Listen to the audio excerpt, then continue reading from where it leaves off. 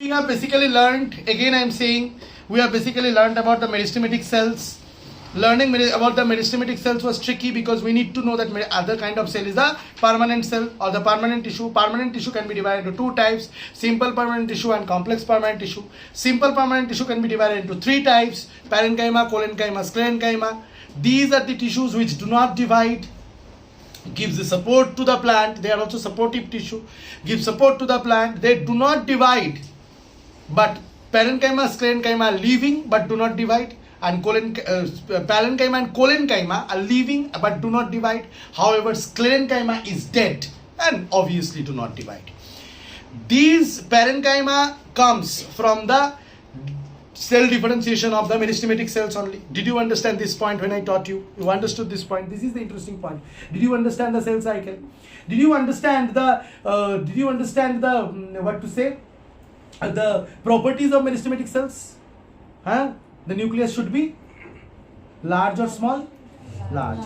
Vacuole should be present or not? Vacuole should be absent. Granules present. The cells of the meristematic tissues are continuously dividing cells, so continuously obey the cell cycle. But some cells go into the G0 phase or differentiate and make the parenchyma.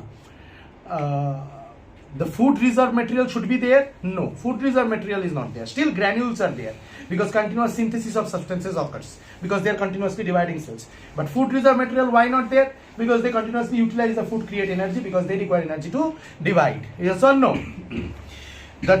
The nuclear larger cell wall is thin. The cell wall should be thin, right or wrong? Because thin cell wall में division करना ज़्यादा आसानी होगा. Cells are small. Intercellular spaces रहना चाहिए. Should there be intercellular spaces? No. Continuously dividing tissue में क्यों intercellular spaces रहेगा? Intercellular spaces are not there. Where are they present? They are generally present in the apical meristem, they are lateral meristem, and they are intercalary meristem. Apical meristem is present in the apices of or the tip of the stem, root, and branches and everywhere. Where it is known as the primary growth, and then there is present in the girth of they are responsible for increasing the motapa or girth or the width of the stems, roots, and such type of growth is known as the what? Secondary growth. Apical meristem के लिए primary growth, length का increase, और girth का increase lateral meristem के लिए, and that is known as the secondary growth. I hope you have understood. दिमाग में घुस गया? यहीं पे learn हो रहा है कि नहीं हो रहा है? Secondary growth. Okay, so these are some of the I taught you even more. So these are some of the things that intercalary meristem present in the nodes, in the internodes. Intercalary meristem are those kind of meristem which got separated from the apical meristem due to the development of permanent tissue in between. Yes or no? Now talking about permanent tissue. Permanent tissue is parenchyma, collenchyma, and sclerenchyma. These are simple permanent tissue. Then there are complex permanent tissue. Complex permanent tissues are what? The xylem and the phloem. Again, there are also some simple permanent tissue. They are known as protective tissue, which is epidermis and cork. Which is what? Epidermis and cork. So simple permanent tissue, parenchyma, collenchyma, sclerenchyma. Okay. With this parenchyma, collenchyma, sclerenchyma, there is formation of epidermis and cork. So 5 types of simple permanent tissue. 5 types of simple permanent tissue: parenchyma, collenchyma, sclerenchyma. These 3 simple permanent tissues are supportive tissues. Epidermis and cork, these 2 simple permanent tissues are protective tissues. And there are complex permanent tissues, xylem and phloem. Xylem and phloem are known as also vascular bundles. We will learn about them. Up to this much, am I clear with everyone? Yes, are you sure? Huh? So if I want to write down the division, it should be like this. Come on, show me the board.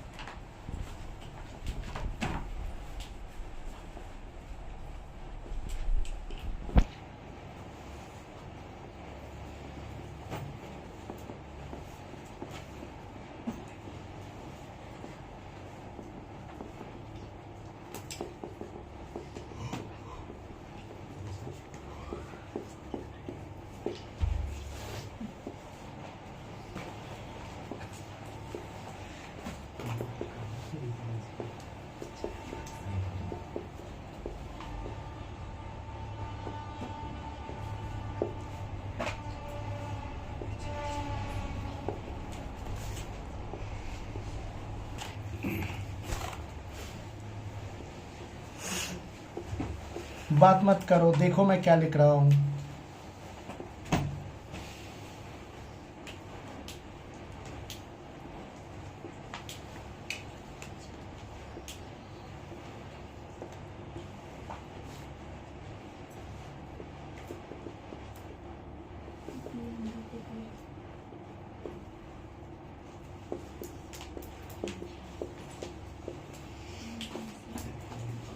वाह, ये हो गया तुम्हारा पूरा plant tissue का division.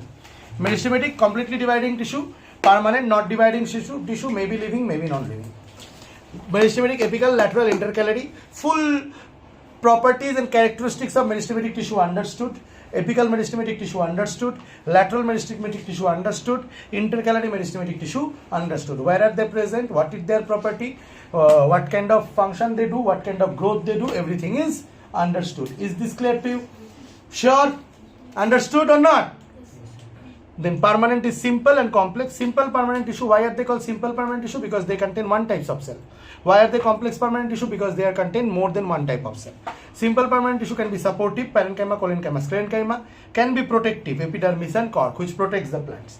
Complex permanent tissue are xylem and phloem. So what is left in learning? This portion is learned, this portion is left. This simple permanent tissue में first हम लोग सीखेंगे सपोर्टिव में पैरेन्काइमा, कोलेन्काइमा, स्क्लेरेन्काइमा.